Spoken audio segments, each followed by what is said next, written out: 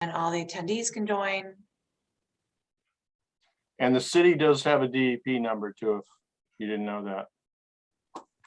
For the For Phillips Phillips Drive. Drive. Yes, I got that. Thank you. 1058, I think it is. Hi Gretchen, hi Dan. I think the gang's all here for tonight, so. Okay. All right.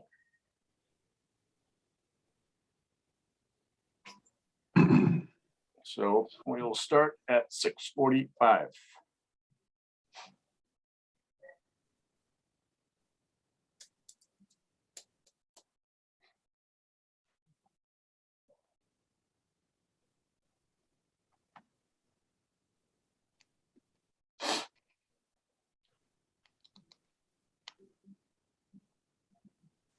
It is 6:45. All right, let's bring this meeting to order. This is the February 1st, 2022 Conservation Commission meeting, Newburyport Conservation Commission meeting, being held on the Zoom platform, and this meeting's being recorded. First item on the agenda are the January 18th, 2022 minutes. Do you have any comments, questions, clarifications? Yeah, I think it was item 7, the orders of conditions. It didn't list the address for the, Right.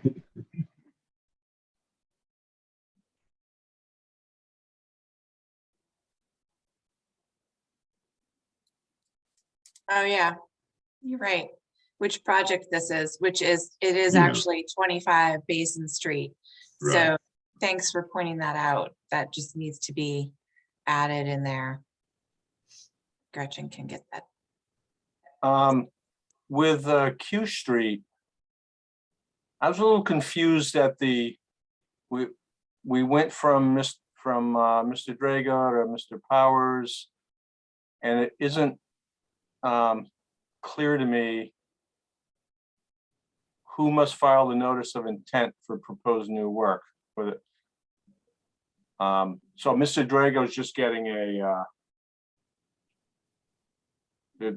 there's not a specific applicant listed. I don't know if it's Mr. Powers is going to need, I can't remember that part of the discussion. The But applicant, I don't know that it was determined that the applicant Right. must file a notice of intent. I think it was discussed that it was possible that the applicant might file a notice of intent for the proposed new work, meaning, oh, wait a minute. Well, Gretchen might mean the applicant must file a notice of intent for proposed.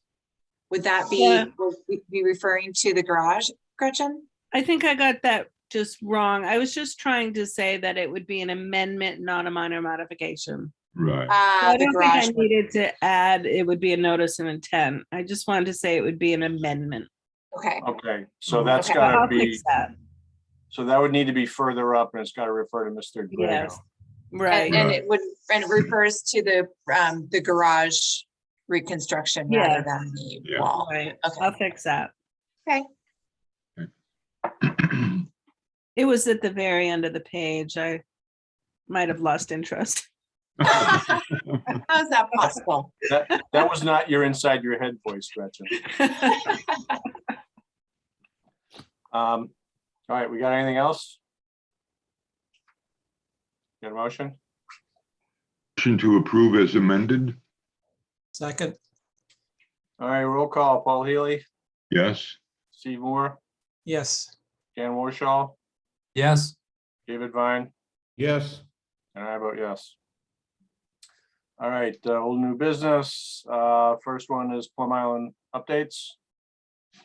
Okay, I think many of you were probably at the MRBA meeting virtually last Friday morning. And so heard a lot about the ongoing work with Piscataqua River Dredge, which is happening right now, and the sediments being placed offshore of Salisbury and Newbury. And the update on the status of the proposed Merrimack River Dredge by the Army Corps of Engineers, which is still on schedule to go out to bid this spring, be awarded late spring, early summer, and start work in the fall, winter of next year. So that's all good to hear. They've got it funded. They've got an additional 2.5 million for that project as well as the original funding. So it looks like that will be moving forward, which is excellent. And then there was discussion of Reservation Terrace and the damage that's taken place there over the past years, several months, weeks, more recently, and the upcoming storm that was last Friday and Saturday. And so it was a lot of emergency management discussion, and it was heavy wave action again, and 2 high tides, but luckily I think the worst high tide was, or the worst part of the storm was during low tide. So they were able to escape some of the anticipated damages out there. I think, not that it wasn't impacted, but I don't think it was as bad as people were anticipating. So Yeah, I don't know how many people got to see those before and after videos, but you could definitely see more of the yeah, 4x4 posts or 6x6 posts, whatever they are, sticking out of the sand Yeah, in the after pictures, like almost twice as much. But the line held. yeah, so far. yeah. It'll be interesting to see what, if the beach elevation changed at all. It's hard to tell just from looking at it, but hopefully we'll get some measurements on that and move forward and avoid any further damaging storms the rest of the season. Fingers crossed.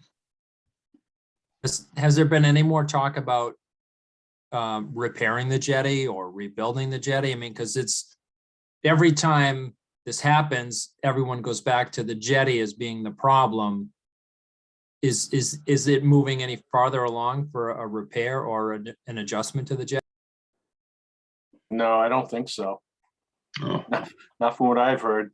I mean, I think that that's a priority, is to work with Army Corps of Engineers on getting some changes made to the jetty or to the weir. I mean, not the weir, the spur, anything that they can do to break up that circular gyre current in the river. But that's something that has to take place at a higher level with Army Corps of Engineers, because to get them to go back and make modifications to that project is really big. I know that it's discussed regularly between the mayor's office, Senator Tarr, all our legislative delegation is definitely, like, you know, highly aware of the need for that to happen. But in terms of those discussions with Army Corps of Engineer, I'm not party to them, so I can't really say where that is at. Yeah, they seem to be lucky these days if they can get money to dredge the river, let alone redo everything they did 7 or 8 years ago. But Dan makes such a good point, especially given that if we're putting all the sand back on Reservation Terrace, we just don't want to see it all wash away again, which is what I think Right. people will expect to happen if nothing changes. So Mhm. yeah, it needs to get pushed for sure. I mean, maybe the Conservation Commission could write a letter to that effect, to whether it's Army Corps or the legislative delegation or mayor, and then, you know, urging them to continue to push Army Corps, at least you call Yeah. it record. Yeah, I wonder if there's anything in any of these infrastructure bills that might create some kind of funding for something of that sort. Well, it would be nice. Yeah, It would certainly be nice, but you know, they're exceedingly hesitant to do anything like that. Yeah. And then they have to redo all the analyses and I'm gonna let my colleague out of here. You know, I think there have been enough studies done by quite a few people that the Corps doesn't really need to go back and study it again. They could draw on what they've already done and what other people have done, and they would come to the conclusion that they need to put a weir in there. It needs to be appropriately sized so you don't create erosion on the south side. But in my Right, but then- opinion, it doesn't need to be restudied. Well, they have to know what the weir is gonna do too. Right. Right. So there's a big study involved. There's a lot of time, a lot of effort, and they don't seem interested in doing that. And their main goal is the navigational channel, right? So to keep that open and dredge it periodically. But if they thought that there was, by putting a weir in the jetty, they would be creating a worse problem with sediment filling in the channel, then that'd be a problem. So And several years ago, they came in with a report that wasn't quite as conclusive as far as the jetty being the cause. And they didn't really identify it as Wow. that clear. Well, they would be at fault if Yeah. it was. Well, I mean, whatever, however you want to interpret it, that's, Mhm. it's not like a slam dunk or anything. right, Yeah. they're on record as not believing that that's true. Mhm. It'll be interesting to see what happens when, after the dredging, I mean, a deeper channel, maybe that helps, maybe it hurts. I mean, if that wave energy is allowed to come in unimpeded by any sandbars, it might get worse. No, they've done that several times before, and it's just they dump sand on the beach, and then several years later, there's no sand on the beach. Until they have significant or adequate push to do it, they're not going to do it. I don't believe. So Well, let me know if you all want to draft a letter and we can. work on that. Yeah, I do think that that we should have a letter that we can send, just to have it in the record on, that there's more that that they were also watching. Because I know all of them are hoping that this will just go away, but Yeah, I think that would be a good idea. And, send it to the mayor and Senator Tarr and maybe the federal legislators. yeah, and the Army Corps. Okay, sounds good to me. All right, next thing, let's discuss the Wet Meadows and Cooper North license agreements. Okay. I think we can Great. save the regulations for the end. that sounds good. So it's not on this version of the agenda. I apologize for that, but it was on the one I think that I emailed out to you, and it's just Right. another issue under old business. Yeah, about the license agreements that the city has with Jerry Mayette and Matt Kazaki to do agricultural practices on the Wet Meadows and Cooper North pasture. Both of those license agreements expired back in December of 2021. So they need to be renewed. So we had an open space committee meeting last week to discuss it, along with our new open space manager, Matt Smith. And it was agreed by everyone that we should just go right ahead and update those two license agreements, which I have here for you to look at. Here's the Wet Meadows one. This is with, I believe, yeah, this is the one with Matt Kazaki, and this is the Cooper North one with Jerry Mayette. We just need to update the dates. Each of these was a 10-year license. We could do another 10-year license.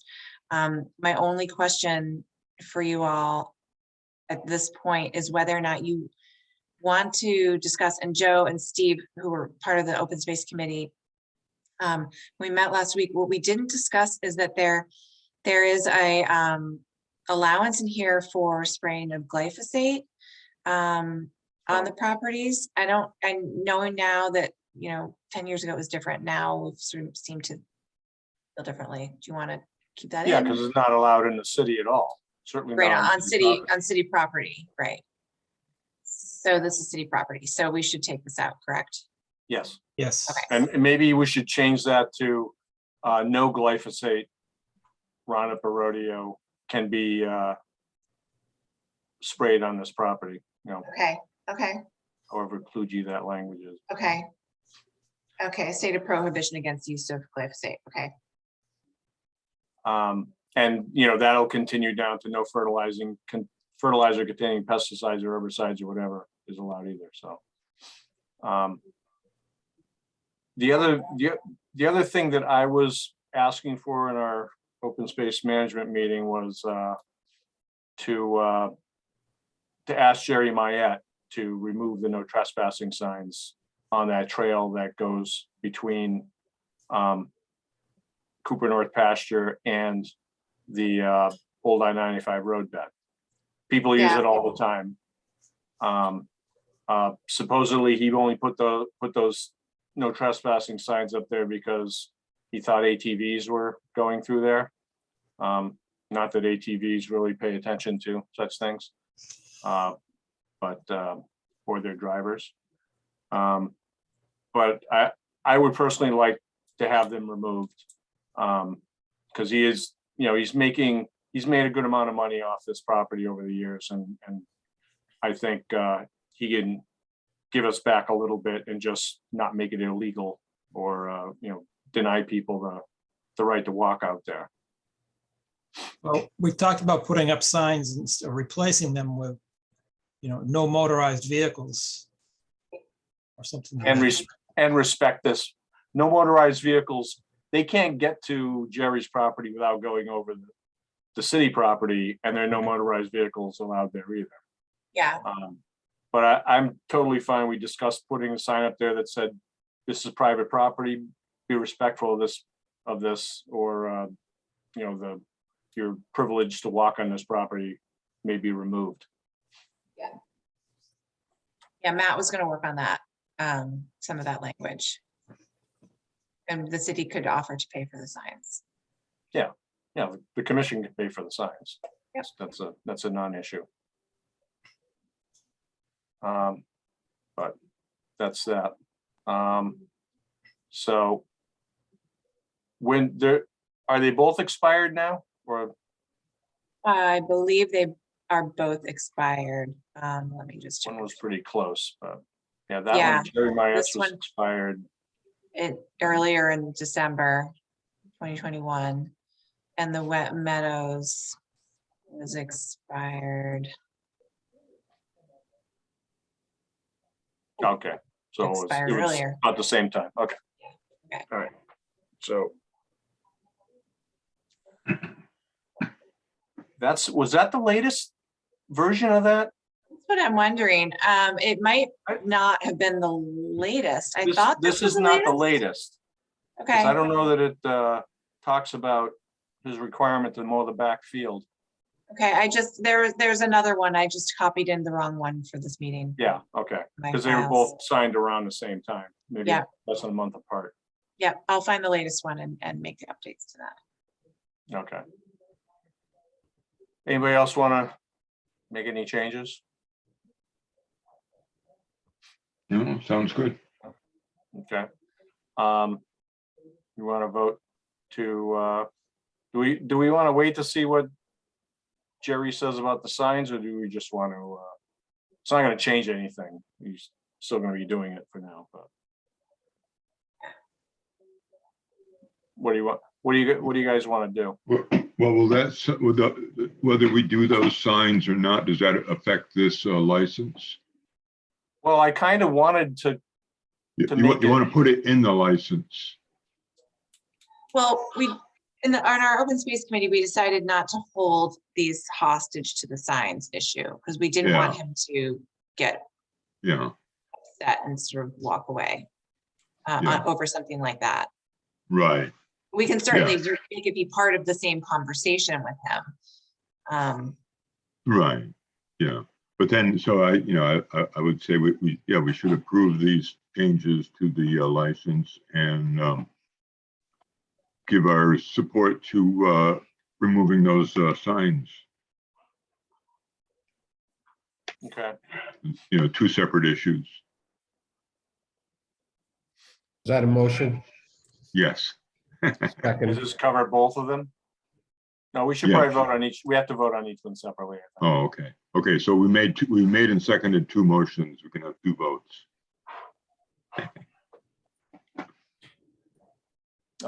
Okay. Who seconded? I did. Oh, okay. All right, roll call. Paul Healy, Yes, Steve Moore, Yes, Dan Warshall, Yes, David Vine, Yes, and I vote yes. All right, we'll leave the wetlands protection regulations for later. And we have no certificates of compliance. Yeah, the one regarding Reservation Terrace is not going to happen until they're done with their project.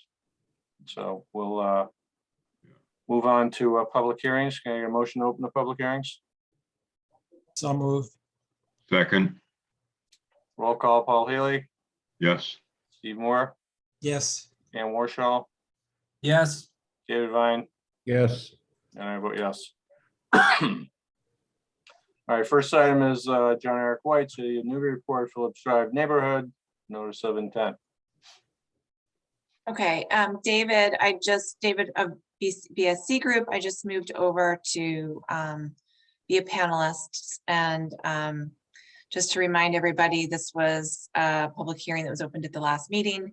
And it involves stormwater improvements in the Phillips Drive neighborhood, which you can see on this map. And there, after the meeting, there was a site visit to take a look at the area. It's very low lying, a lot of drainage problems. The project will involve road repair and repaving, as well as a whole set of stormwater improvements. So David, if you want to just give another brief update maybe on to the commission and to the attendees on what happened at the site visit and any remaining questions. Yeah, sure. Good evening, members of the commission. So we had a great site walk last week. We viewed the two areas where we are working within the wetland buffer. The first being on Phillips Drive, where the existing culvert crosses Phillips Drive. The proposed work in Phillips Drive will connect to the existing culvert.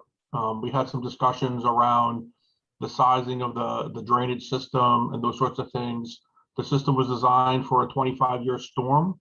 We did use more recent rainfall data in those determinations for the calculations.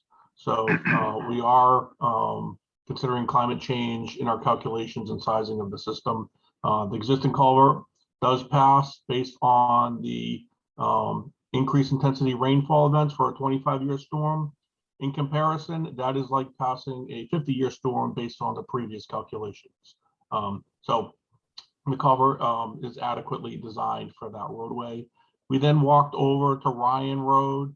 On the way to Ryan Road, we walked along Phillips Drive. We pointed out where there's deficiencies in the pavement, the cracking of the pavement, which is really attributed to high groundwater issues that they have in this neighborhood.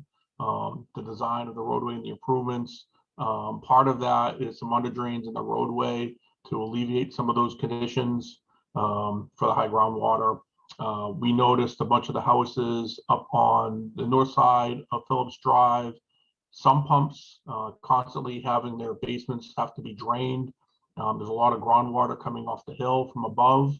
So really, not only are we capturing the surface water on the roadway, but we're also trying to intercept and lower the groundwater, one, to protect the roadway and to protect people's property.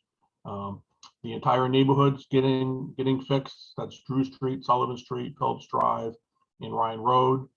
We walked down to the end of Ryan Road. There's an existing CMP culvert there at Ryan Road that we saw. It was flowing, even though it was very cold out. If those remember, it was very cold. The ground was frozen. Most of that water coming out of that culvert, I believe, is groundwater, and it's groundwater coming from people pumping their sump pumps. Really no surface water was getting there at the time, which was evidence of just how much groundwater issues that this neighborhood has. We pointed out where the end of the new culvert will go, which is a 36-inch culvert. It's approximately 10 feet back from the bank. We will be doing some work right up to the bank. We'll be putting a riprap dissipation bowl in that area to prevent any erosion of the bank in the stream.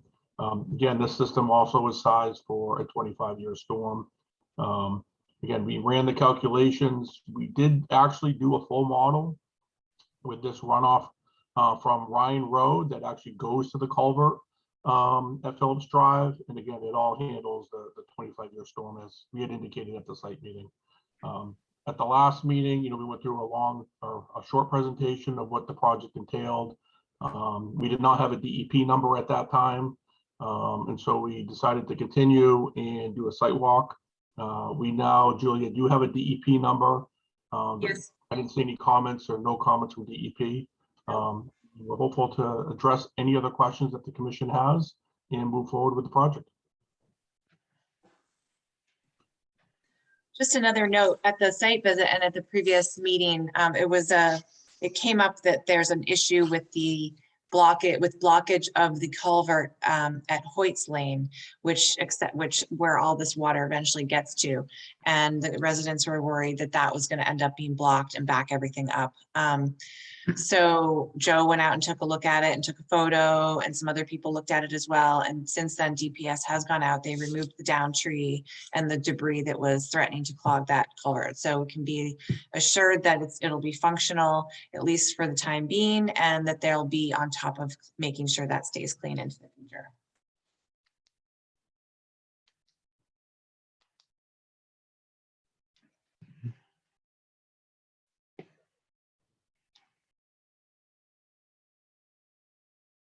Based on the site visit, I was satisfied. Yeah, I Yeah. was too. Seems fairly straightforward. Yeah. All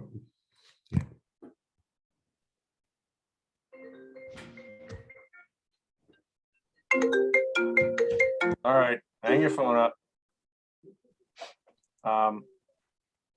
So do we have anything else to add or any more questions? No, Okay. We have any questions or comments from the public? Raise your virtual hand if so.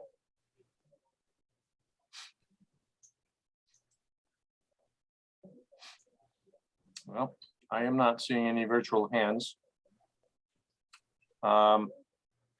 So what do we want to do? motion to close the public hearing? Second, All right, roll call. Paul Healy, yes. Steve Moore, Yes. Dan Warshall, Yes, David Vine, Yes, and I vote yes. All right. Thank you, David. We didn't really have any special conditions, I don't think so. It could be, it'll be the standard boilerplate special Okay. conditions. Anything about the maintenance of White Lane and so forth that we want to include for the applicant? Well, we should probably discuss that. Well, yeah. We did just close the public hearing. Well, no, but I mean, in the special conditions. Right, yeah. Well, we can discuss that when we get there, I think. Yeah.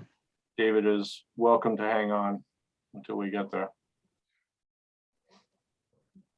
All right, let's move on. Next one is Robert Padillaro, 2325 Overlook Street. Notice of intent continued from January 18th, 2022. Okay, I'm going to Lisa Mead, promote to a panelist. And Tom Hughes as well. And Marianne Padillaro. Robert Padillaro. Okay. So hopefully that worked, and those folks will be able to address this project. As you know, I did send you the updated plans that were requested last meeting. Also at the last meeting on this, or last public hearing on this, they still didn't have a file number. So that was one of the reasons why it was continued. Another reason why it was continued was so they could update the plan with more detail on the planting area, more clearly depicted planting area, and that kind of thing. So I don't know if Tom or Lisa wants to present the changes made on this updated plan. Yeah, sure. For the record, Tom Hughes with Hughes Environmental Consulting here on behalf of Robert Padillaro. So what we did is we darkened up the green shading a little bit so you can clearly see it a little more clearly on this plan. We labeled the driveway material as a clamshell or pea stone material. We also noted that that extends under the structure for the parking. And I think those are really the main things that were requested from the commission. So with that, I think if I remember right, there weren't many comments or questions from the commission other than those issues with the plan.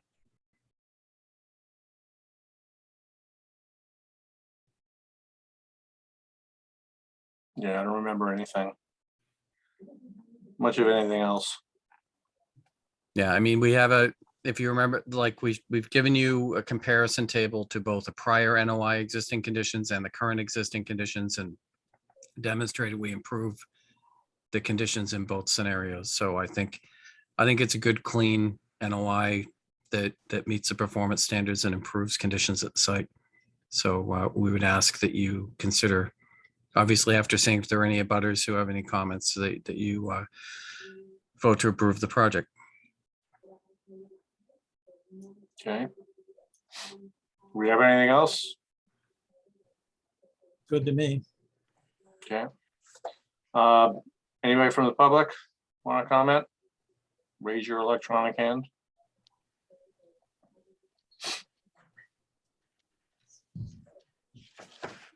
Okay. All right, gonna get a motion? Motion to close the public hearing. Second, All right, roll call, Paul Healy, Yes, Steve Moore, Yes. Dan Warshaw, Yes, David Vine, yes, and I vote yes. Thank you All very right. much. Thank you on that one. Great. On to your next one. Mark Drago, 3 Q Street, amended order of conditions. Yes, okay. Okay. Good evening. For the record, Tom Hughes with Hughes Environmental Consulting. Here with Lisa Mead on behalf of Mark Drago. And just to refresh everybody's memory, we agreed to file this as an amendment. So we have done the legal notice, notified abutters, et cetera. And we filed this. I didn't have enough time to adjust the patio, which we had discussed prior, but we do have a concept that I'll show you in a second. But basically what we're looking for the approval is to amend the existing approval to incorporate the landscape beds that went in without the stones that have already been removed, a compliant fence, which is now in place. As I said, the relocated accessory structure with an elevated deck that replaces an existing at-grade platform. The accessory structure and the deck are all within the X zone, so they're out of the floodplain, and they're elevated at least 2 feet above grade. And the other thing we're looking for the approval of is the pathways and the pea stone area as modified in the sketch. And what we'll do is, if we have agreement with the commission, we'll get the sketch over to the surveyor who will update the plan. And if we can turn to the sketch, which I emailed to you, Julia. This one? Yeah. Yeah. So if you look, we're basically the darker green is going to be in addition to the lime green for native planting areas. And essentially the idea is to create an outdoor recreation area, since this is right next to the house and is clearly going to be an area where people are going to want to have some outdoor space. Originally, what was drawn was probably a little larger than I intended to have drawn there. And so what this does is it gives a decent size kind of patio outdoor area. They can, put one of those outdoor fire things, or, have some chairs there, and then they can walk over and connect with that pea stone walk. They can go in either entry in the house. I mean, it makes an awful lot of sense to have that there. And then the remaining area there is native vegetation. Now, the other thing to note is we've removed a substantial amount of concrete beyond what was in the original NOI. The original NOI, I think, had like 300 square feet of concrete being removed. We removed, I don't have an area for you, but it was 17 cubic yards of concrete backfilled with clean compatible sand. And a lot of that concrete was actually chased under the existing lawn. So what's on here reported as a concrete number is actually lower than we actually found. It had like a veneer of grass that had grown over the concrete. We chased it. My understanding is, many feet under the grass around the perimeter of that.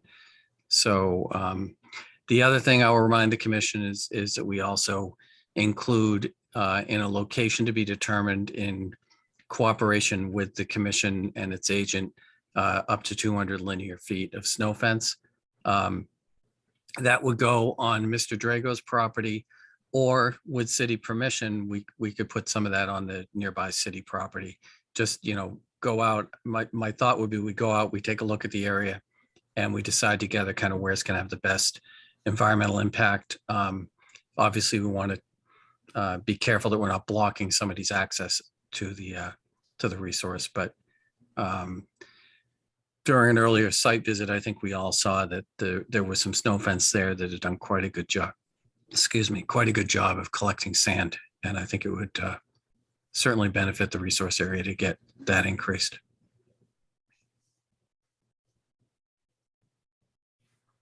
So with that, I think I'd like to open it up to questions, unless is anything else you want me to go over? I was wondering, had this gone to zoning? I think we were waiting on that as well. Lisa, do you want to address that? Sure. What we're waiting on is actually getting a denial. So we submitted the request for a modification to Jennifer for her opinion about whether it was major or minor. And so we haven't filed for a modification with zoning yet until I know that the commission is okay with this plan as well. So we did get the denial back from Jennifer. She agreed that it would be a modification, the minor modification to the changes in the house. And of course, a major modification because of the movement of the accessory structure. So we haven't filed yet with zoning because I'm waiting to hear that the location of the accessory structure is okay to the commission. Well, it is out of the V zone. Right.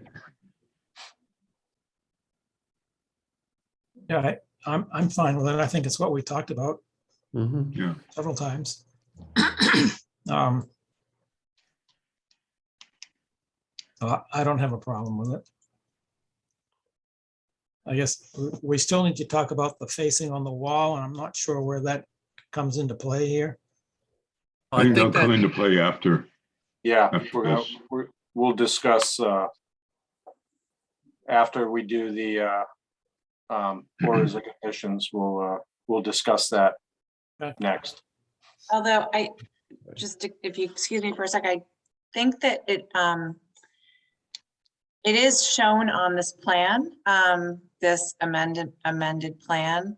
So by approving this plan, you're sort of approving the wall to remain Yeah, I had the same Right. concern. concrete and paver Oh, right. facing Okay. to remain.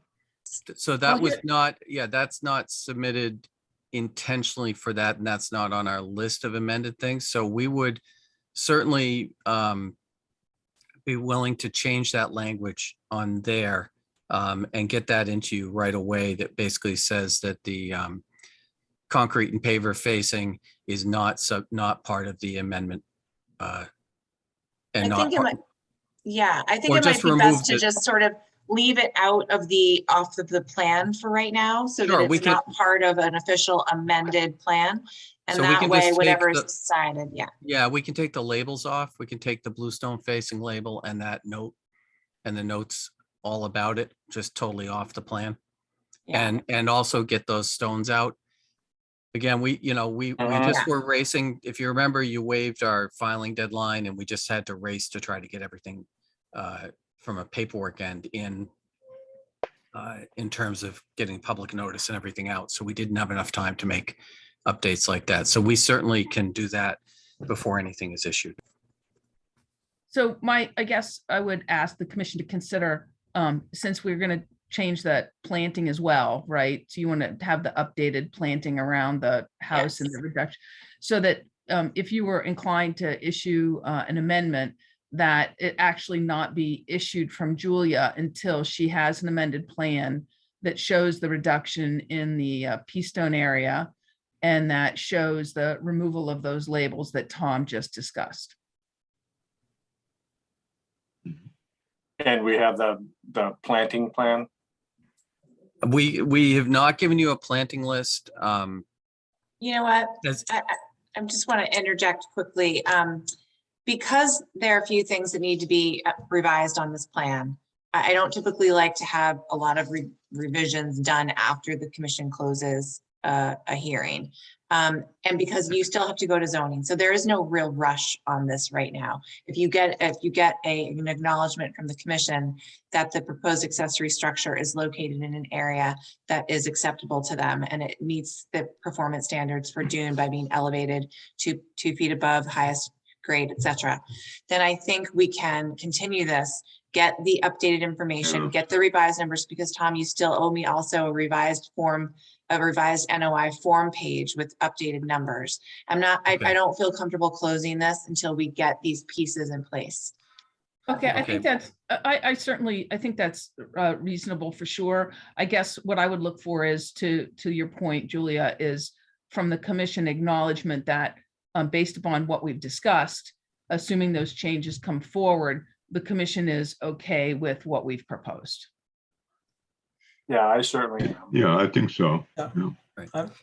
one thing I would like to ask on the planting plan is, I think that we may want to take more time to develop like a full list of species. So if I could just call it American beach grass, 1 foot on center, and then maybe later we submit in, maybe we might replace some things with some native shrubs, et cetera, and make it a little bit more than that. But would it be adequate just to say 1 foot on center, dune grass for now, and note that we may submit a more detailed native planting scheme for it?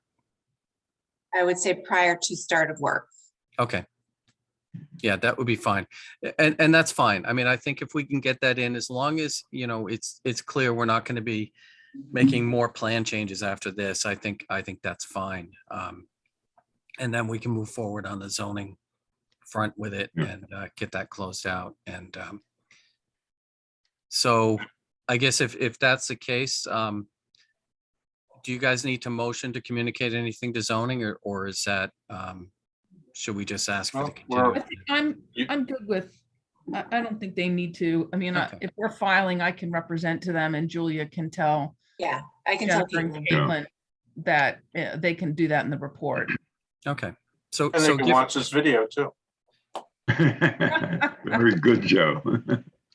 So I guess I should ask, you guys probably want to go and check and see if there are butters that want to comment before we ask. Yes, for- that will be next. Yep. Are we done with our Yeah. questions? Right. Yep. Okay. Okay, Kim Richards. Julie, can you Sure, just a turn on sec. Kim's mic? Yes. Kim, you should be able to unmute yourself. if you'd Hi. like. Hi, Yep. can you hear me? Yes, Okay. Do we need a camera? Do we need the camera? I'm not sure. you don't. We can hear you. Okay. Okay, If you don't mind, my name is Roger Turgeon. I'm an attorney, speaking on behalf of Kim Richards. She is an abutter at 4 P Street. We don't have any objections or concerns about the general landscaping plans or the seawall and things like that. And it may well be that Kim's objection is more appropriate for the ZBA rather than this commission, but we wanted to be upfront from the get-go that she opposes building the accessory structure. I came into this very, very recently, did not have time to look at the original order of conditions. But I believe that the original order of conditions basically involved rehabilitating the existing garage that was there. This appears to be a situation of Mr. Drago once again, basically starting what he wants to do and then asking for for forgiveness later rather than permission ahead of time. His report from Mr. Hughes simply says the garage failed and was torn down. Mr. Drago was talking to neighbors on Plum Island long before that structure came down, that he was going to build a studio there, and it was going to be nice and tall so that he could block Miss Richards' view. In fact, if you look at where the structure is going to be, it is going to be much closer to Ms. Richards' property line. I don't know if the commission has access to photos of the garage that used to be there. Presumably you would have had access to that when you issued the original order of conditions. Can anyone answer that for me as to whether you do see a bit of the, the remains of concrete foundation? That's a piece of the old garage floor, I believe. Yeah, we have plenty of photos, and we've covered in previous public meetings with photographs and aerials so- and all of that, yeah. Okay, so I'm looking at a photo of it, and it appears to be, I don't know, maybe 12 feet wide, just barely long enough for a car, maybe 15 feet long, and maybe 8 to 10 feet tall. I mean, it's barely taller than a garage door. The structure they're proposing to build, number one, is no longer a garage. It looks to be something like 20 to 24 feet tall. For some reason, their elevation cuts off the height reading at mid-roof level. So I'm not quite sure how much extra is the other half of the roof or the cupola that's on top. It's clearly not a garage. It's going to be on pilings. It looks like it's a studio, a new living or workspace or something to that effect. It also seems to be at least twice the size. It's some 20 some odd feet across and 20 feet deep, considerably larger than what used to be there. I am not a planning or land use expert, so I don't claim any expertise in this area. It's my understanding that virtually everything on Plum Island has a default position that if a structure that you can't replace structures. You can repair them, you can keep them standing as long as they're standing on their own to begin with. You can't tear them down, and if they get knocked down by an act of God or weather, you can't replace them. I am aware, of course, we have a rebuild as of right bylaw, and that would include just tearing it down yourself and then rebuilding. That applies to residences. This clearly is not a residence. Is an old garage that was never used as a garage, never had a car in it, and is suddenly being proposed as a pretty sizable space that will drastically impact Ms. Richards' view, and she asked that it not be approved. Yeah, Again, I don't know whether that's in your purview or not, but I think I'm that's sure more in you're a aware of it. zoning purview where Probably. as long as it's being built in the, to our rules and regs, it's fine, and it's being built out of the V zone. So I think that's more of a zoning fight. Appreciate you listening nevertheless. All right. Thank you. Thank you. Thank And you. just to also note, we have had this discussion. I had this discussion with Jennifer Blanchet, the zoning administrator, today in the office, and making it clear that Conservation Commission issues, as Joe just mentioned, are very different often than zoning determination issues. And so that just because this board, this commission approves something under their regulations doesn't mean that the zoning board will even look at it in the same way. Totally understood. We just wanted to be above board from the beginning. Okay. All right. Thank you. Thank you. Mr. Chairman, can I ask Julia to bring the site plan up? And I just want to point out something just to provide some clarification for the abutter there. If we can go, Hold on. yeah. All right.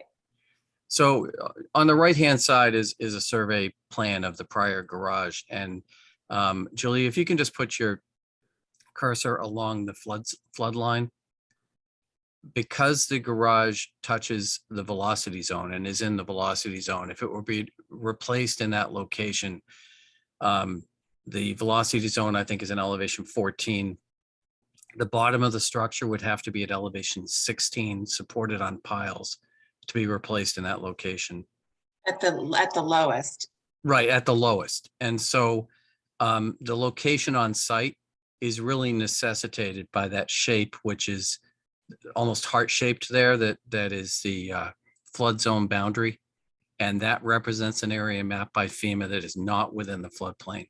So our location of this structure was not by any strategic design other than to get it out of the floodplain so it could be as low as possible to the ground. We're required to have it elevated on piles. There's no other choice here. So I just wanted to make that point. I would just make one further point. It's actually smaller in square footage than the original structure as well. Okay. All right, thank you. Yep, thank you. So we are looking at one more continuance for this. Yeah. The next meeting is February 15th. Okay, and we'll get the plan updated and back to you right away. Okay. Will the zoning have been met by then? Or No, does it matter to us?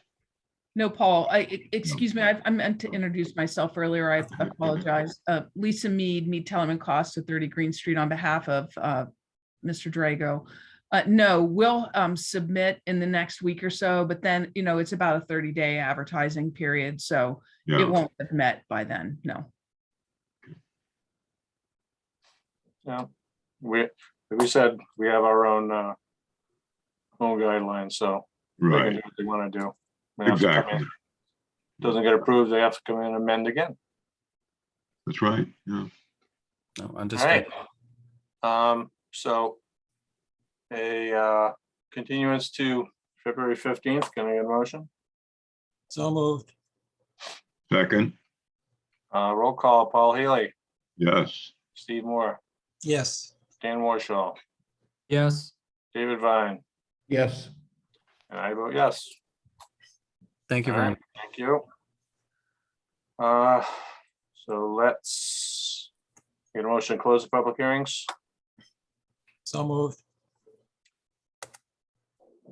Can I get a Second. second? There we go.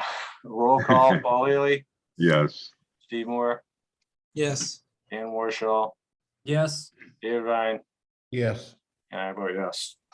I'm always scanning through the photos or the pictures to see who's going to second something. So let's do orders of conditions first. So we have first one is City of Newburyport, Phillips Drive neighborhood. Correct. And there were no special conditions discussed for this one. The application is pretty comprehensive in terms of erosion controls and stormwater management and all that kind of thing. There's an operation and maintenance plan in there as well. So, but if you'd like to discuss any special conditions now. The operations and maintenance plan refers back to the city applicant as maintaining all of this. Yes. Yeah, oh, okay, But David, you wanted to make sure they maintain the Hoyt's Drive? well, wouldn't that be part of this, or is that outside of that? I know they have a general maintenance plan. Diane was talking about that, general plan for getting to culverts and manhole or water structures and everything. But I don't know. Actually, I'm just looking through this and we might not have a copy of the operation and maintenance plan for this new system, which have all their calculations. So maybe a special condition could be that they need to submit the stormwater operation maintenance plan. They've got a long-term pollution prevention plan, but that is not the same. Well, it does say maintenance responsibility, the enforcement of long-term operation, this is the operation maintenance plan. As required by standard 4 of the Mass Stormwater Handbook, this long-term pollution prevention plan has been developed for source control pollution prevention at site after construction. Enforcement of long-term plan will be the responsibility of City of Newburyport. And then has these requirements for inspections and maintenance of all the BMPs, the water quality inlets, it highlights that, and the catch basins. So, I mean, I don't know if we. Sounds like it's covered. Yeah, I think it's covered. And we had nothing else, I don't think. No, motion to issue order conditions? Second, All right, roll call, Paul Healy, Yes. Steve Moore, yes. Dan Warshaw, Yes. David Vine, Yes. and I vote yes. Thank you, David. Next one is Robert Padillaro, 2325 Overlook Street. Yes, and on this one as well, no special conditions were discussed. You know, the site's pretty flat. It's pretty heavily developed already. So this project elevating the structure is going to be an improvement. The plans are pretty clear now on what materials are being used and planting areas and things like that. So we do have our special, all of our standard Plum Island special conditions about only beach grade sand being brought in, no turf grasses, you know, all that type of thing. And so beyond that, I don't know if you'd like to add anything. So I don't know that I had anything. Anybody? No, Okay. In that case, can I get a motion? Come on. Motion to close the meeting. No, oh, No. close it. No, I deny. I mean, We'll close table the- that for later. Yeah, seriously. Motion to accept the order of conditions. second, All right, roll call. Paul Healy, Yes. Steve Moore, yes. Dan Warshaw, Yes. David Vine, Yes. and I vote yes. All right. There's that. Okay, Julie, can you demote Kim Richards? Yes. All right. Next one is, well, enforcement violations, 3Q Street. Mr. Powers was supposedly to be here tonight, but I think we still need to discuss the situation. Yeah, let's just ask, is anyone here in the attendees representing Mr. Powers? Or anything to do with this wall at 3? Please raise your hand.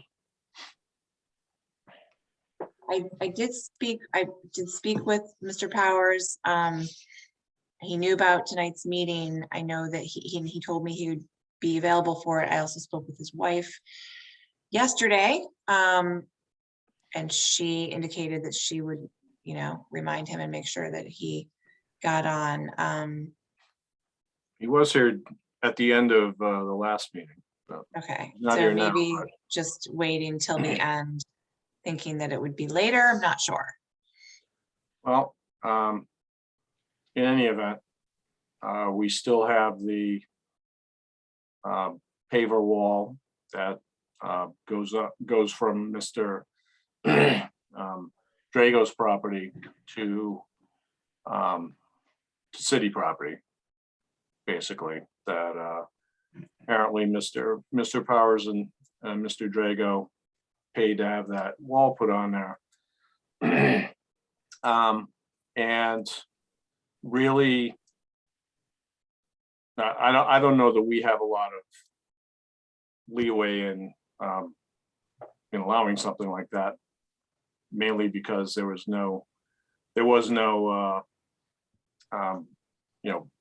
permit approved to do something like that. And at least as the minutes from the meeting where his RDA was approved regarding maintenance around the wall. Any new projects were specifically to be brought to Julie. And this was a new project, had nothing to do with that RDA. So, and considering our regulations that require a permit for any changes to a coastal structure like that. Joe, can you, as a reminder, I don't recall the details of that RDA. Can you relay those details as best you can? I can read from the minutes that I sent out to everybody. I need to figure out where I sent it. Too long after the meeting.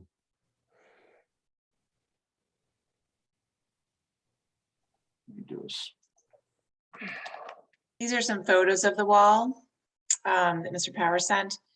And I believe it was 2017 that he submitted that RDA. 2015. It was 2015, okay. February 3rd, 2015. Apologies. Yeah, you So I sent can it on the read- 23rd, Joe. What's that? You sent us the minutes on the 23rd of January. Yeah, I have it in front of me. So the minutes have John Powers, 163 Old Point Road, RDA. The applicant wishes to replace 7 blocks in a seawall that had been installed to replace a wooden bulkhead. Some of the blocks have now deteriorated and the soil behind the wall is being undermined. Since the January 20 meeting of one of the stones was lost during a storm. Commission members had requested that the contractor attend a meeting and discuss construction plan. John Davidovich of Davco Excavating said the replacement of 7 stones would be a 2-day job. So that RDA was about replacing 7 blocks in kind. So we issued the determination as a -3 with the condition that all the work shall be done from the landward side. Steel plates shall be used under the excavator. Any vegetation damaged by the work shall be replaced in the spring, and the conservation agent shall be notified immediately if the stability of the slope is undermined or if any additional work becomes necessary. So the city was not notified that additional work was done. And even if we may not have approved this anyways, due to the heavy structure of the bluestone wall. So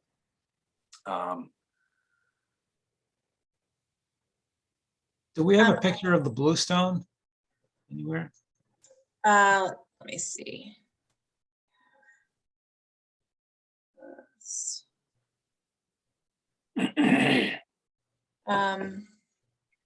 no, those are the after pictures when, well, Yeah, sorry. no, here on this one right here, you can see, leave this right here, these Oh, yeah, there. blocks. Yeah. So this is the additional structure placed on the back side of the wall. And as Mr. Powers was saying, that this was in his effort to maintain the work that he had already done to repair the wall initially back in 2015 as it was. He's been the one out there making, the improvements to this wall over time. And apparently water comes over the wall, runs around the backside of the wall, and that is the major part of the problem, that soil ends up coming out from through the cracks in the wall and undermines it from the backside. So this was an effort to stabilize and reinforce the wall. He spoke with Mr. Drago about it, who agreed that it was a useful strategy and agreed to pay for the portion that ran along his property. Right. So and we that's what I we could- know. Yeah, I think Julie, I just want to add to that, and maybe Tom, you can add to it more. So we did talk to Mr. Drago about that, and he agrees with what Julia just said, that that was the whole point. And that's why he participated in paying for it and extending the wall further down. Tom, Yeah, is that Yeah, accurate? yeah, that's my understanding. The other thing that's important with this wall to just think about is this is not like a wall on the ocean that is always getting energy from the same place, northeast, southeast, but kind of coming more or less from one direction.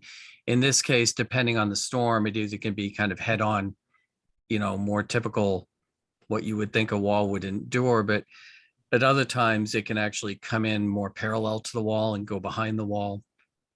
And because the elevation is low, water can easily get over the wall and then try to find its way out and carry material with it. So I think that's the process and the reason that this wall can weather some storms extremely well, and other storms just can kind of wreak havoc. Mhm. And my understand that was the dynamic that I think that Mr. Powers explained to Mr. Drago when, he was a relatively new neighbor and he's got a structure in front of his property and it seemed like this was the thing to do to protect it. Mhm. So When did Mr. Drago purchase the property? When did he move in there? I want to say 2 or 3 years ago. Lisa, do you have that? No, I was gonna look. Hang on a second. I don't have the exact date, but I can look.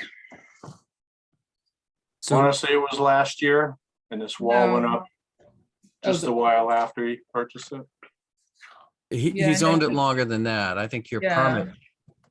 permit work started a year ago. Hold on. Okay, maybe 2020. 2019. I think it might have been in 2019 because just looking at the original.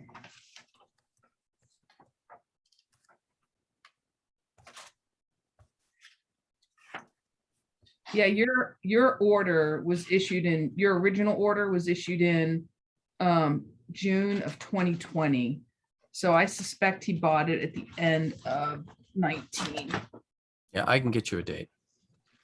Yeah, I can get you a date in a minute once the city website comes up, which it has. so the -3 RDA was issued, you said in 2015? It was 1 Yes. for 2019. And so this, it doesn't seem to me as that though any of this bluestone work could be tied to that RDA because it's separated from it by what, 4 years? I mean, the RDA was for the replacement.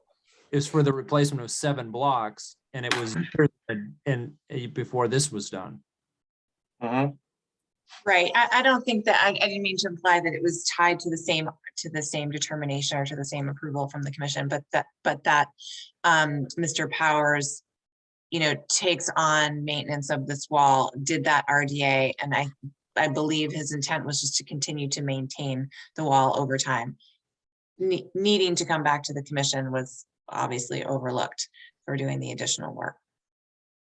Well, yeah, but the other issue is that Mr. Powers applied for an RDA that specifically outlined the work to be done. So was aware of the requirement for an application and that didn't allow for that. So it's kind of, I'm not sure I understand the logic behind we never permitted a continuing maintenance plan out there. And in fact, specifically said that anything beyond that -3 RDA Mhm. needed to come back for us. So I don't understand the logic here. Right. This is the letter. I hear what you're saying, Dan. This is the letter from Mr. Powers, and maybe this just will help, if you haven't already read it, sort of explain the origin of the work and thought process behind it. Yeah, I don't question the origin or anything like that. It's just he made a rather substantial change to a seawall, unpermitted. We don't know how it's going to behave during a large storm. For all we know, it might flop over and become a ramp to throw water up into their yards. But regardless, it needed engineering design and a permit, and we didn't have it. And if we allow something like this, it'd be a massive precedent. It'll be ignoring our regulations, and it would be a serious precedent set. So you know where I stand on this anyways. I know Lisa and Tom know exactly where I stand on this. I have a question on this. Tom, your plan does not show a high tide line, or maybe I'm missing something. If we can go back, let's take a look at the elevations on the plan. Mhm.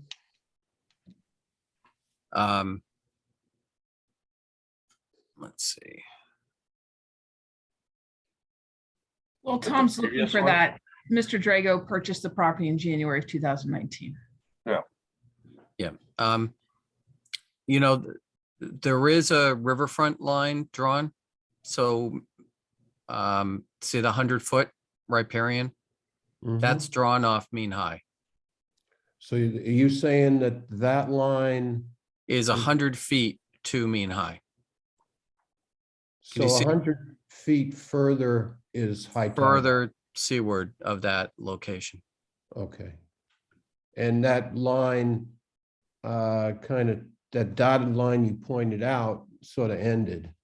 It Not turns. that- It turns because of the shoreline starts to turn in that area too. So if you can flip, I think I've got an aerial in here. On an Let amendment, me see if maybe I can find don't. No, I don't. Yeah, if I you look mean, at the shoreline, it's almost I like don't- little, like a sandbar that's grown up, so to speak. And so it has a bend on it, and I think the riverfront bends with that. But it's 100 feet, you know, from that line, so it's, at least in this location, the structure is not, it certainly doesn't cross mean high water. And Yeah. it's only I think exposed to water during storms.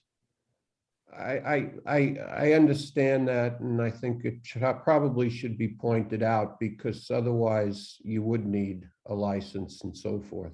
Right. But you can see further in this older photo that's right here, you can see further to the, I guess it would be sort of southeast, the water does come in. Now, this is a location, and we've got aerial photographs that I've looked at back to the 60s where there was a wooden bulkhead. That these blocks, my understanding is, were put in, I believe, by the city in the middle-ish of the 70s to replace that bulkhead that got hit with storm damage. Or It's was probably being when they replaced. put up a whole bunch of them, right? Right. And in fact, one of the neighboring deeds actually references to the bulkhead or to the seawall or something like that in it. And I think that was a property that was conveyed from the city. And I'm not 100% sure I've got that detail right, but there was a reason why it had only conveyed the property to the wall. Yeah, I tend to think that the high tide line isn't touching the wall either, but I just, when we eventually get to resolving this, at least I'd like to see that pointed out.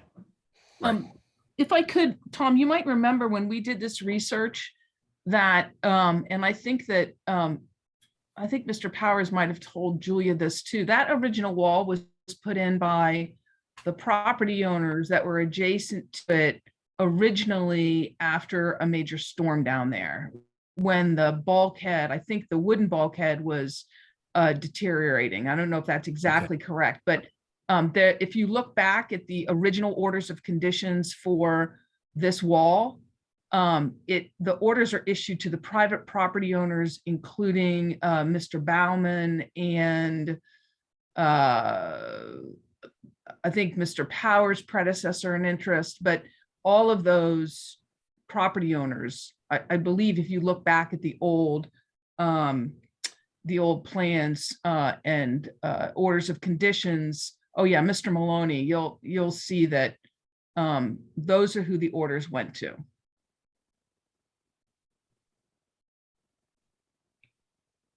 Okay, so I have a question. If Mr. Powers had come into us with an engineered solution to his problem and came up with this bluestone as the solution approved by an engineer that would prevent the water from flowing back through the concrete blocks, would we have been able to permit that? Is it permittable under the regulations? I don't know, because the bluestone wall is higher than the blocks, number one. It ties all the blocks together with concrete, which pretty much no other, at least no other block walls that I've seen on the island are tied together like that, which changes their behavior during storms and everything too. Whether or not being stabilized like that is what you want to do. The reality is all the blocks are not like that. And I don't know that I would have voted for it, at least with regards to the height of it. Well, I think that Mr. Moore's question was not whether you would have voted for it, but would it be permittable under the regulations, right? Right? Is that right, Steve? Yes. Yeah. So with regard to seawalls on Plum Island in particular, I have permitted replacement seawalls when there have been walls that existed, and those walls were lawful. So, and we have taken out, I can think of one of the more recent ones I did, and it doesn't happen very often, but I did one in Newbury. There were a lot of eyes on the application when it went in, but it was a combination of cement block, cement rubble, stone that was taken out, and a shea block wall put in, and that was fully permitted. Really, it's a matter of whether or not you have a lawfully existing structure, and then being able to hold that and maintain it. And we have increased the elevation on those at times when it makes sense to do so. But we can't expand the footprint seaward without it, in those locations without a 91 approval. So we typically don't seek to expand a footprint for seaward, but we certainly have permitted them. So I would say there is an argument to be made that work to either maintain or replace this wall in place can be permitted if the wall initially either predates the regulations or has a permit to go in. Right. We originally gave them an RDA to replace 7 blocks. Right. I think if you go back and Tom, you might recall this when we were after the first meeting, when we learned all of the history, verbally, went back and pulled the original orders, the original orders of conditions related to the wall. And so they did exist. And obviously, since you allowed repair to it, you must have seen that they did exist originally at some point in time. Yeah, I know I looked it through the database and I don't remember seeing the orders, but I know we looked at the city database on what was filed. Right. The Sarah, reference. and it was a bunch of those property owners and the timing was right. Right. That was back in the 70s.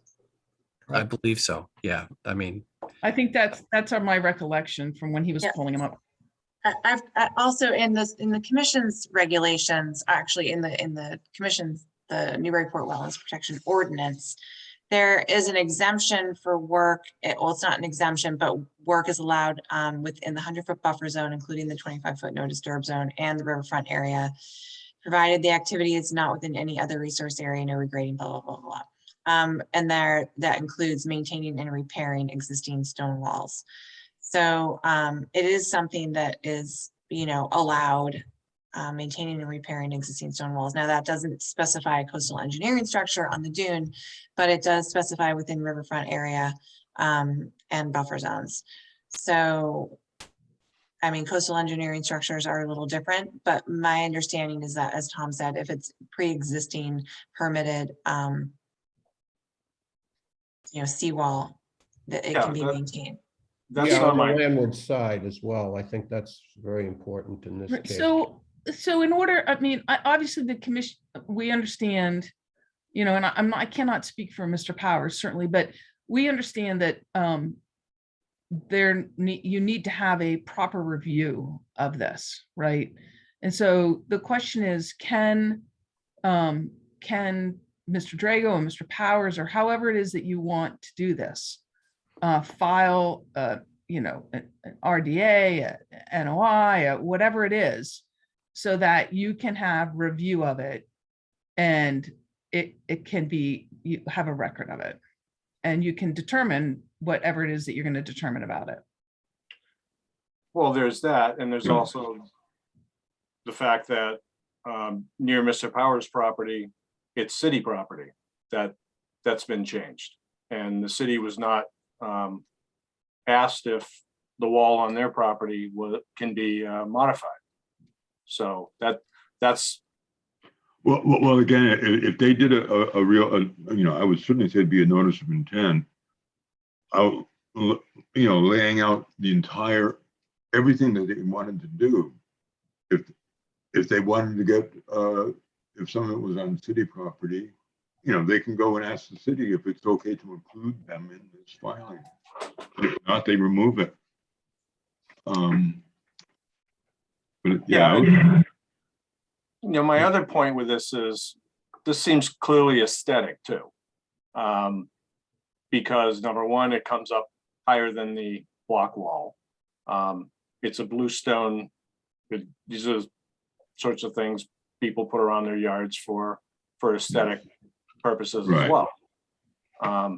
So, and it is a massive chunk of concrete added to this wall, which is going to change it changes its form and function. And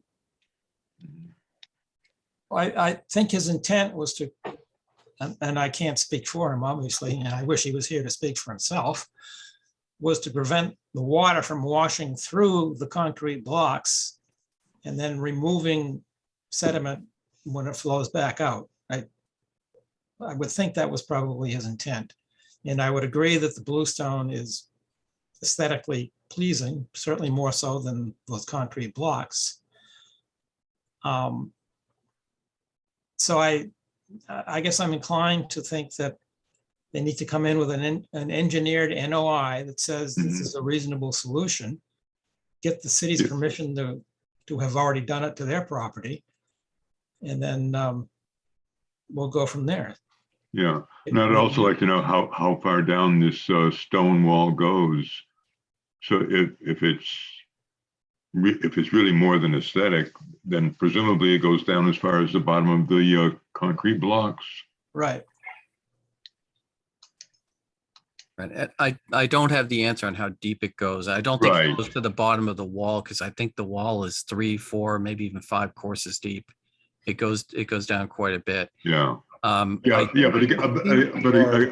again, if they filed a notice of intent. with it, Right. And then we'd have all that info and we could see, is that okay or not okay? Right. Yeah, I that's- believe there's another function, and those are, by the way, we keep calling them bluestone because they're sort of it's faux bluestone. Those are concrete. Yeah. But I think the idea was also that because they overlap where the blocks meet, that they would provide a little bit of stability to keep the blocks from toppling as well, and kind of hold them together as one unit. a little So bit. So- here's what I think. I mean, I think we can make a commitment because Mark has already done this and proven that he will do this. Make a commitment that we will work with Mr. Powers and, you know, file an NOI to bring this back to the commission. Lisa, I think that's great. I think that's an excellent way to move forward with this right now. And I also would suggest that maybe meeting out there with the city engineer or someone from DPS, Jamie or Tony or whatever, and taking a look at the wall also on city property and kind of enrolling the city in this group effort.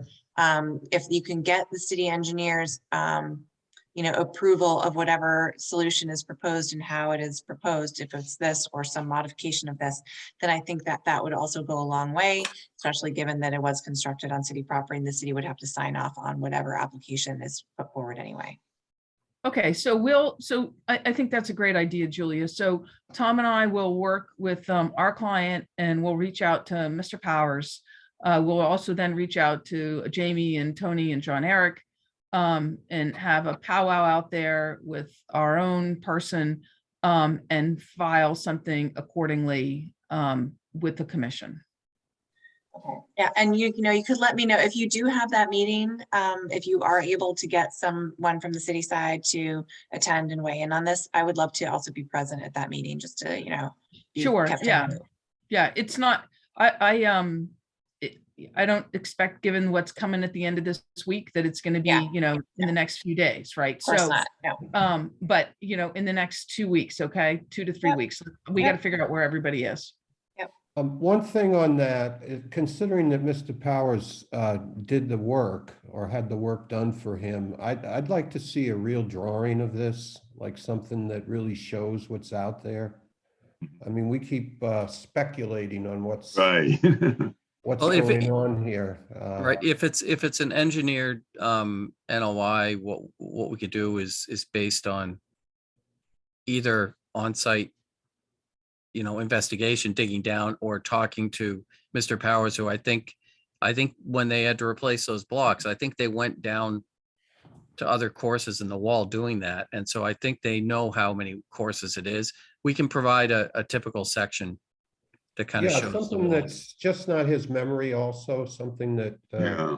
is very clear that that's what that is. Right, and I haven't walked the whole length of the wall. There may be places where additional courses are exposed as well, further east. We'll just have to walk it, look, and come up with something. But it's a good point, David. We certainly can provide additional information on that. And if And you get I'd somebody like- from Go ahead, DPS, Steve. talk about the snow fence too. Okay, okay, we can do that. Yeah, I And mean, I'd like to be part of that site visit too with DPS and everything. And my ideal on the snow fence, backing up to that, would be that without knowing where property lines and things are, that we kind of decide where the best place to put it is, then look at whose property that is, and see if we can get the permission of whoever that would be, city or. Well, in this photo that we have on the screen, you can see the snow fence. Yeah, and it's, You know, you can see the top of the snow fence. You can see the top of it. And Right. so I'm thinking you just build up from there. Yep. Right.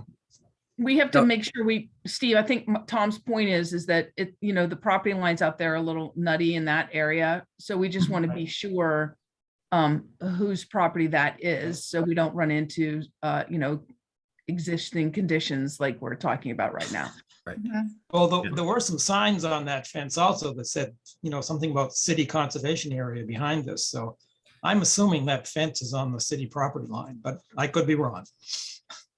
Yeah, my Well, understanding is that was put up, I I think Mr. Drago said he put it up, but I may be misremembering that. And that the signage was put on by the folks who put it up, just trying to keep it from being messed with. Well, the fence looks like it's much older than when he bought the Yeah, property.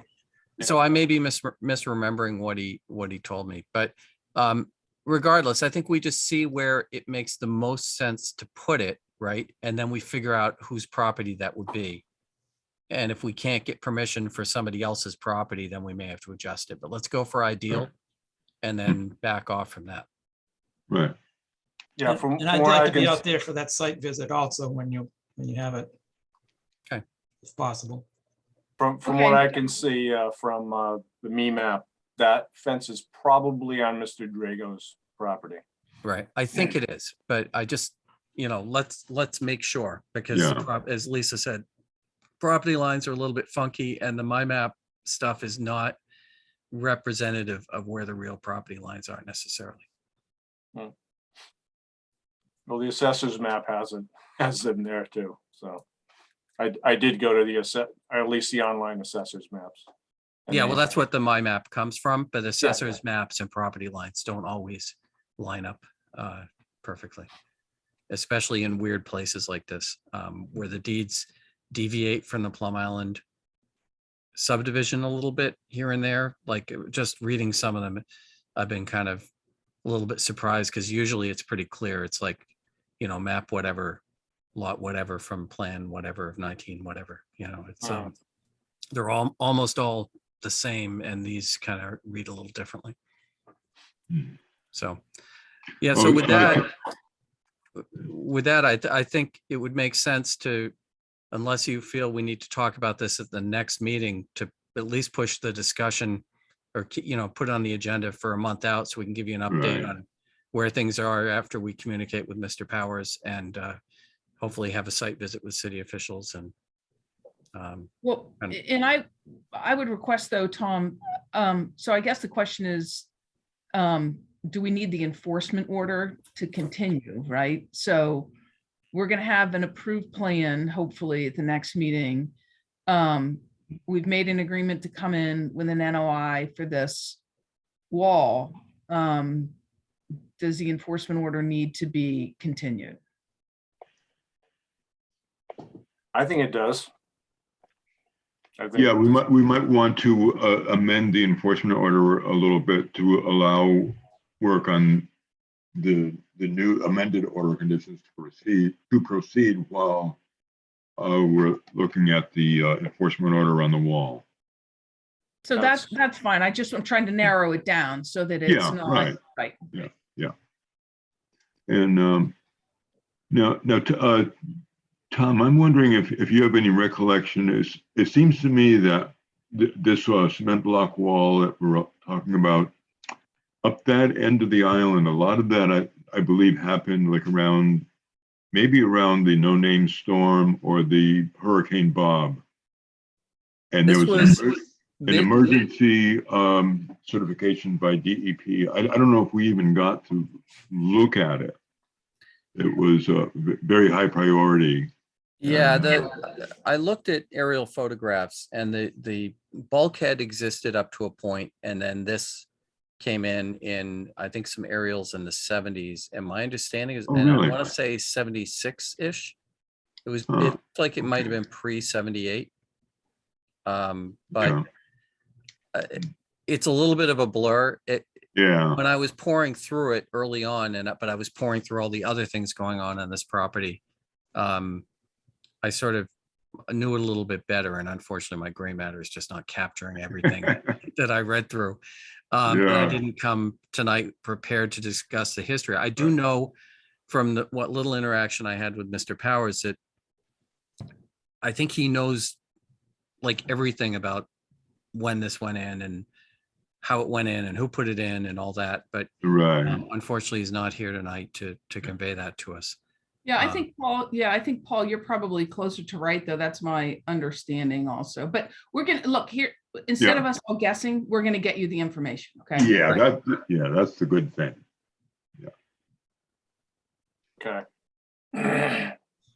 So do we want to amend the enforcement order? Yes, I can amend the enforcement order to eliminate everything but this wall piece. And so that would allow all the work proposed under the amendment to take place once they're ready to start that. And it would just be the wall. Yeah. And I want to say thank you to Lisa and Tom for just, offering to work on this with the neighbors, with the city, and to problem solve this one, because I think this is an important one to make sure we get right. So do we need to vote on the change to the enforcement order? I think we should, yeah. And especially since if we're going to be letting other work go on the same property while there's an enforcement order on that property, it'd be better to have it all lined up. Okay. So, Motion to remove from the enforcement order everything except the wall.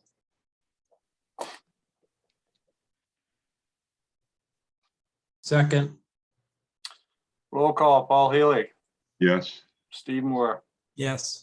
Jan Warshall, yes. David Vine, Yes. and I vote yes.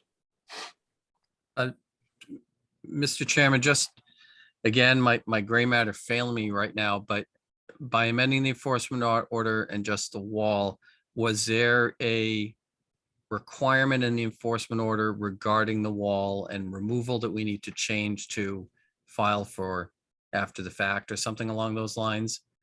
Yes, I think there was, Tom, and I will make sure that that is eliminated and just to I'll word it that a notice of intent is to be filed for addressing the impacts of the wall or something like right. that.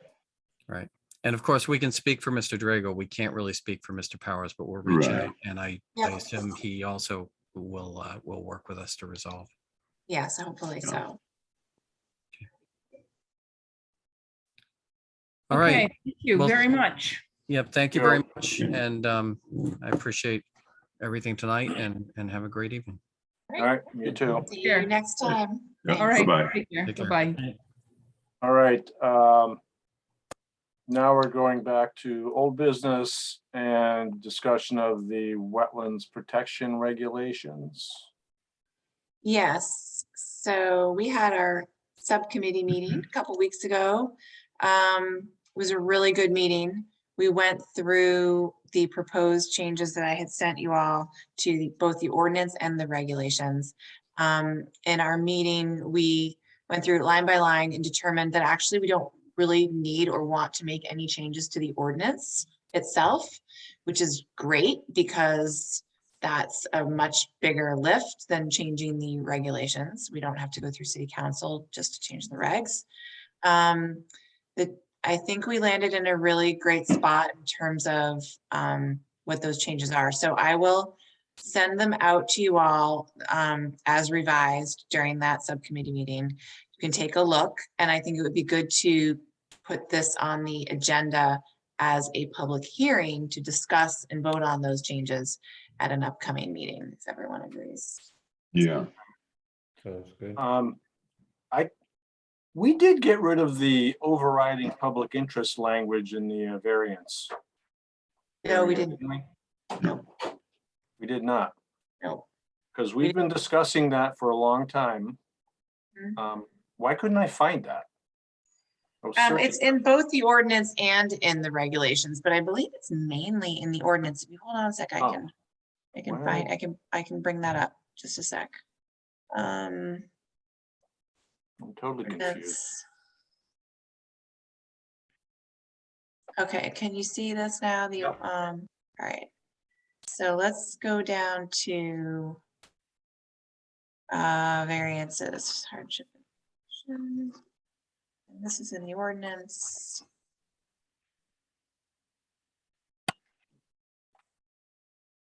Here we go. So yeah, variances, hardship, and mitigation. This is ordinance language.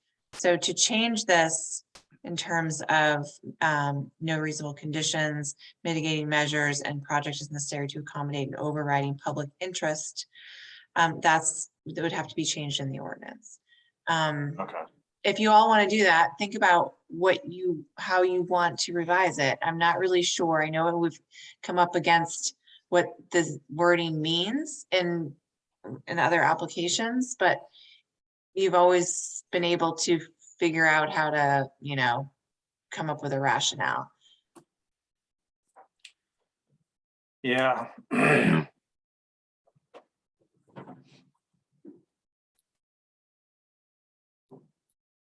Yeah, I was thinking more like clearly in the public interest, or because I know Doug had his heartburn with overriding. Right. Where, Yeah. Although the use of that word overriding in this case is pretty common in all variance type language. So, oh, okay. And I think what yeah, it means is that the public interest overrides the interests of right, act in that. right. And it's just not really defined what public interest is. Does it mean that 51% of the voters would be very happy, or does it mean that, gee, it'd be really nice for this family if their little child could access this property? Right. It's a tough one.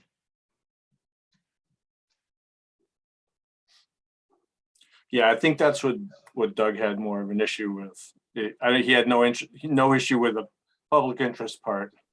Right. He just had an issue with that Yeah. particular term. Well, we have had on more than one application requiring a variance, the argument that increase in tax revenue was a public benefit, so that's where Mhm. the public interest part of it is a little bit gray, and maybe that's a good thing. That leaves it up to discussion, it leaves it up to debate, and it sort of puts us as a board to take into consideration the circumstances that are presented. Well, Yeah. in that case, maybe in the regulations, we should specifically state that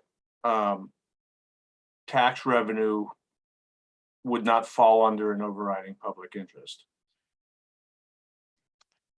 Because it really doesn't, tax revenue is Yeah. irrelevant to us. Yeah. And, Oh, I've said that enough Oh. times to a certain yeah. frequent flyer attorney who comes Right. before the commission. I don't disagree at all. I'm not sure that we need to have that recorded in the regulations. I mean, I don't think we necessarily need the regulations to justify our opposition to that. I think it's kind of evident, but I don't know. My thought. And I'm wondering if rather than trying to change the language of the variance requirements, is that maybe there are items that come up that currently require a variance, and we should modify those performance standards so that the project would not require a variance. Because it seems to me a lot of the ones that come up are like, private home properties, and they're right up abutting a swale or some such, and they want to add a slide or a picnic table or something in their yard, but because it's within the 25-foot, they have to go for a variance. And if we could reword maybe some of the usages of the 25-foot no disturb, would be a better thing than trying to play around with the language of a variance requirement. Yeah, Paul, just in that light, I think you're right about that. But I do think, and maybe we should just add to this, but there are exceptions in the regulations for just the type of thing that you were talking about. Exactly. Yeah, and maybe we just need to add more exceptions. So right now, or what I see mostly, it's in the 25-foot no disturb. right. And make those exceptions apply also to the 25-foot no disturb, at least for Got it. properties zoned residential. I see what you're saying. So some of the exemptions that we have for, or exceptions that we have for work in the 100-foot buffer zone, we should have that extended into the 25-foot. Is that what you're saying? Yeah, and I don't think we want to carry all of them over because the 25-foot is more important than the 100-foot. But there are some cases where it just, we really want to approve a project, but we have to make them go through what I would call a farce of making up some overriding public interest. Yeah, for single family, so we actually have one of these on our agenda for the next meeting. It's a single family home that has a backyard that partially is in the 25-foot no disturb zone. They put a pool in several years ago, and now they want to, and they have an existing playground. Yeah, but Julie, we're losing you. Yeah, you We Sorry. lost you. Oops, can you hear me? Yeah. Can hear you now. Okay, I'm hardwired into my modem even this time, but anyway, I apologize. So regardless, we can pick this up at a future meeting, or if you guys want, we could have another subcommittee meeting to, flesh out some of these additional issues. If you want to do that, and I would suggest taking a look at those sections of the regs on your own and sending in some suggestions of what you want changed, and then we can have one more subcommittee meeting. Mhm. It's fine with me. Yeah. Just to make sure that we catch everything, because ideally then we would just have one public hearing, or at least start with just one public hearing, and if there's comments and questions from the public or whatnot, we could always continue to discuss it, but another subcommittee meeting to make sure we have all of the pieces in there that we want. Right. Yeah. Yeah, we basically have a subcommittee meeting of the whole. So, we had everybody but Dan there last time because Dan Right. doesn't like us during the day. Oh. Why can't you retire? Oh, I would love to, trust me. He still works. Who works these days? Yeah. Yeah, so why don't we do that? So do we want to schedule it? Because you're going to have to advertise it? Yeah, let's schedule it so we can advertise it exactly. Okay. Works for you all. What did we do last time? I think we did it on a Monday at like 1:30 last time. Yeah. Yeah. Next Monday is the 7th.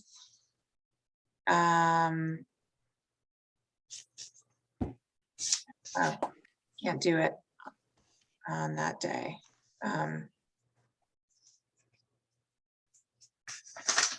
What about Tuesday, the 8th? I can make it. You want to do the same time? Can anyone else make it Tuesday, the 8th? Mhm. I can Yeah. make it. And you all do 1:30 again? Sure. I can. Great, Whatever works for you, Julie. thanks. That works for me. All right. And perhaps you could give us the results of the last meeting before then. I will. I'll send those out to you all tomorrow. Okay.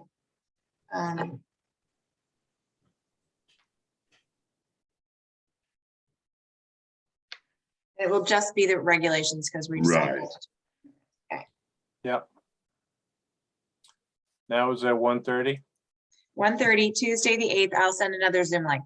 Or we could just Okay. use this Zoom link. Actually, that's what we should do. We should just use this Zoom link, which is what we did last Oh, okay. time. That way we don't have to post it. That way Diane can just post it the way she normally does.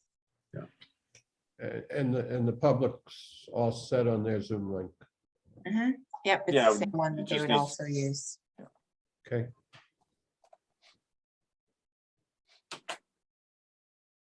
Are we gonna set a deadline of the meeting? Well, we don't have a site visit to go to, so I guess not as big a deal as last time. But I think Yeah. restricting to an hour worked quite well for us. Yeah. Agreed. Otherwise, we'd drag it out all afternoon. Oh, we got nothing else to do. Well, some of us do. Yourself. The mountains can wait, Steve. No, they can't. All right, Okay, 1:30. 1:30 on the 8th. And do we have anything else? No, I think we did enough. Yeah. Okay, Motion to adjourn. Second, roll call, Paul Healy, yes. Steve Moore, Yes. Dan Warshall, Yes. David Vine, Yes. and I vote yes. See you all next Wednesday or Tuesday. Yeah, next Okay. week. Thanks, guys. Okay, night, night. Night. See ya.